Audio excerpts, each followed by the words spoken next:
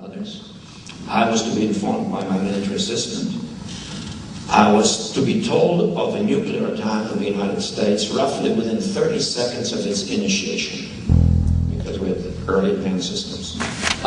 My first question is a statement and then a question.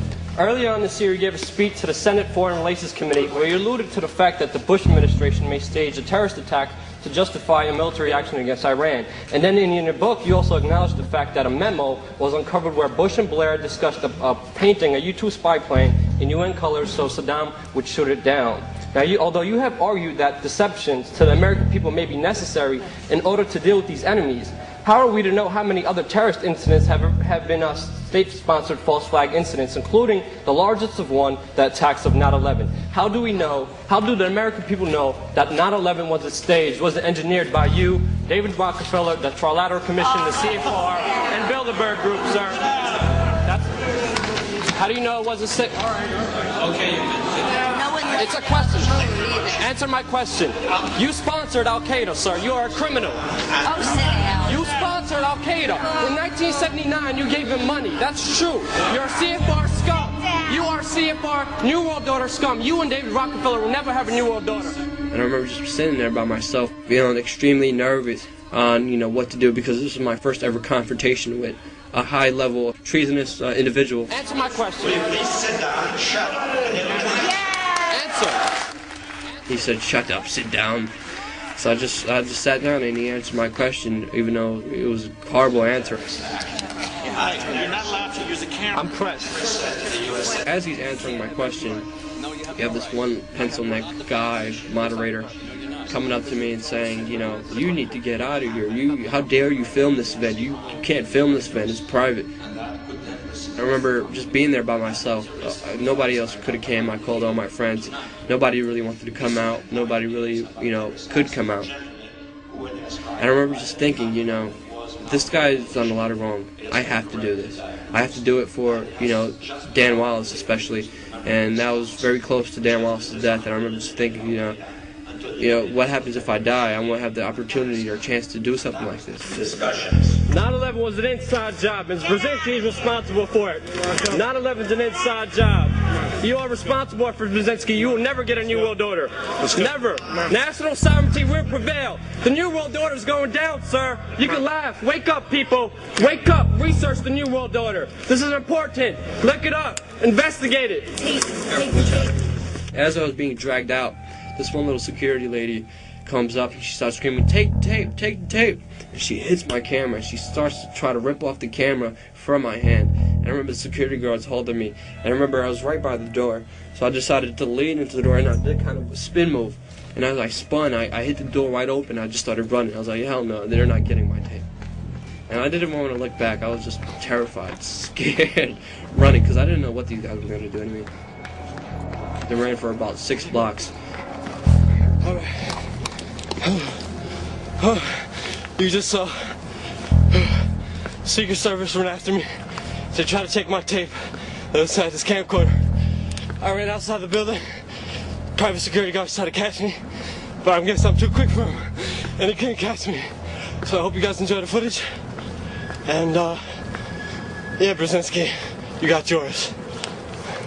It was a huge victory getting that tape out, getting that information out, getting that reaction out, getting that confrontation out, getting that video out, and it getting hundreds of thousands of hits on YouTube and the whole internet. And it was just a great event knowing that I could affect and tell truth to power.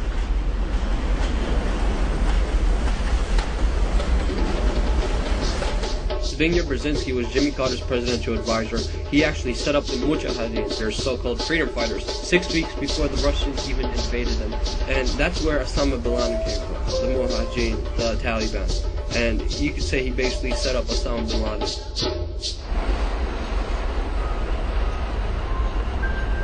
So the towers would have dominated the skyline right around there, right around where you see that gap in between those buildings, between the new Building 7 and the Millennium Hotel, right? It would have dominated the skyline. You would have seen those two towers twice as tall as any of these buildings that you see down here.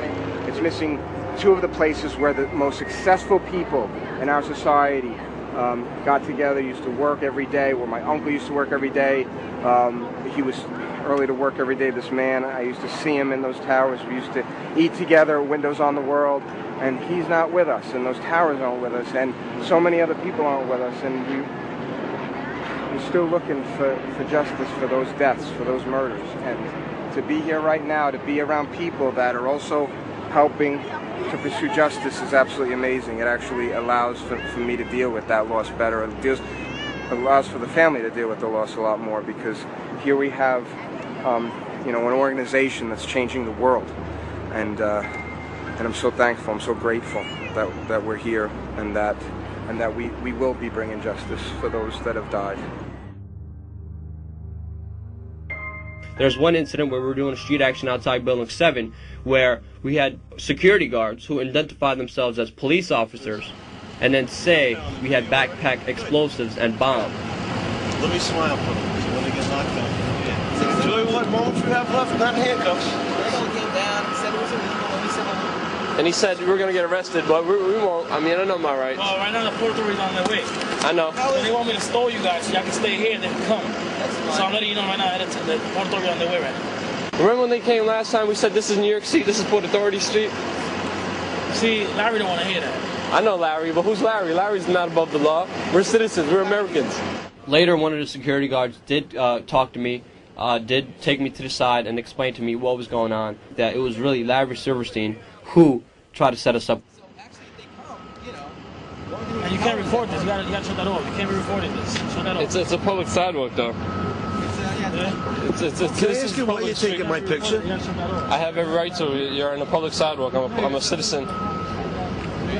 Hey, buddy, we were out here before, so I don't mean no disrespect. Can you take your camera out of my face? Because you're disrespecting me by doing that. So I'm not doing anything illegal. No, I'm asking you politely, can you take that camera out of my face? That's off, right? It's on, right? Come on, you gotta shut that off, man. We have every right to, though. Huh? We're not doing anything illegal. We have every Shut right that to. off, though, okay? You gotta shut that off. You can't be recording what we're saying.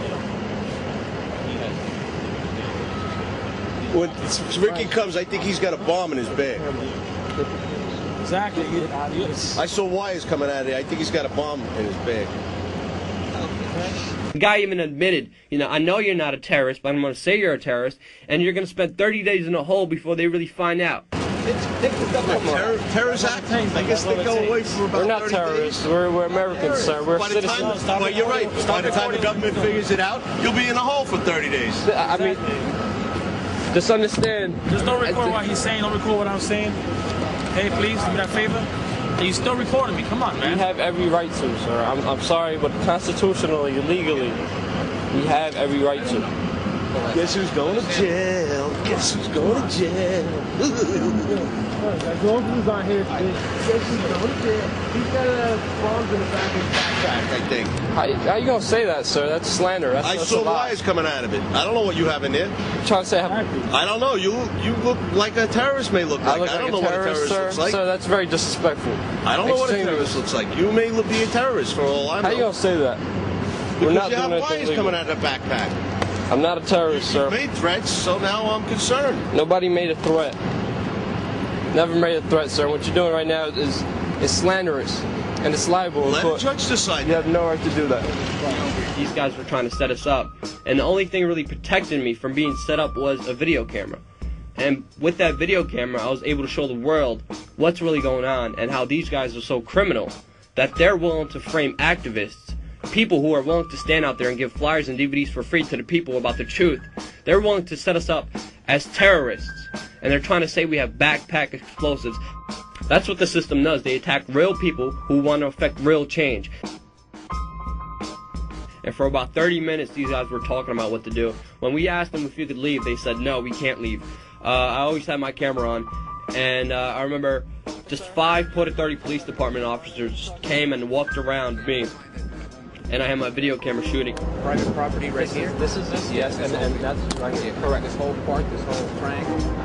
As I'm talking to this cop about this being a public street, this being a New York City street, one of the police officers who was behind me actually took his hand and just grabbed my camera without even saying anything, grabbed my camera, turned it off, and then he told me, this is a gun. And then these cops then threatened me and said, you have to get out of here. You can't stand here. And they basically forced us to leave. And then without having the advantage of having any communications, any cameras, we decided the best thing to do was to leave before they really set us up with a bomb threat. Right after, they tried to set us up as terrorists. And right after this Zbigniew Brzezinski confrontation, I actually started getting phone calls and death threats from random people, from uncalled, from private numbers, as well as my loved ones started getting death threats. You're gonna, threaten us because of Brzezinski and what we did outside Building 7? Well, you know what? I'm gonna go outside David Rockefeller's house and confront David Rockefeller. You know what? I'm gonna go to Giuliani and confront him on his lies of 9/11. You know what? I'm gonna confront every political candidate there is, because they're not gonna silence me and they're not gonna stop me.